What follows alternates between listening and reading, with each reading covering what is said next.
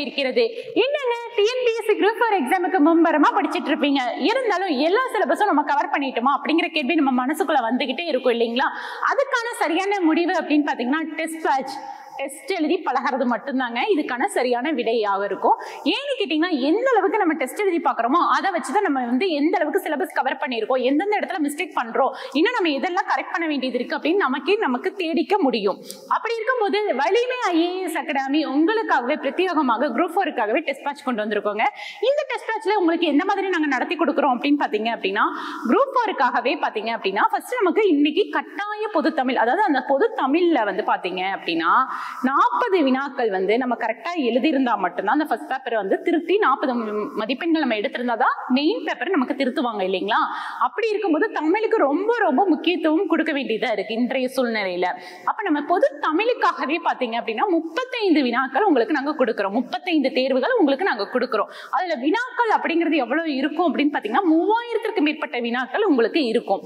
ஜிஎஸ்க்கு எந்த மாதிரி கொடுக்குறோம் அப்படின்னு பாத்தீங்கன்னா ஒவ்வொரு சப்ஜெக்ட்டுக்கும் சிலபஸ் வைஸ் பாத்தீங்கன்னா கிளாஸ் வைஸ், அதாவது 6th ல இருந்து 7th அந்த மாதிரி உங்களுக்கு கிளாஸ் வைஸ் டெஸ்ட் இருக்குங்க. அந்த டெஸ்ட்டை பொறுத்தளவுக்கு மொத்தமா எத்தனை டெஸ்ட் நாங்க கொடுக்குறோம் அப்படின்னு பாத்தீங்கன்னா 50 தேர்வுகள் உங்களுக்கு நடத்தி கொடுக்குறோங்க.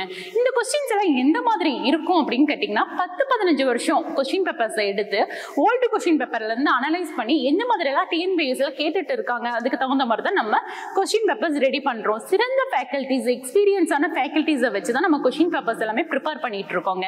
இன்னும் ஏன் வெயிட் பண்ணிட்டு இருக்கீங்க? இவ்வளவும் சொல்றீங்க மேம், ஓகே நான் ஜாயின் பண்றதுக்கு இன்ட்ரெஸ்டா தான் இருக்கு, பட் ஃபீஸ் ரொம்ப அதிகமா இருக்குமோ அந்த பயம் தான் எனக்கு இருக்கு அப்படின்னு நீங்க கேட்பீங்க இல்லைங்களா?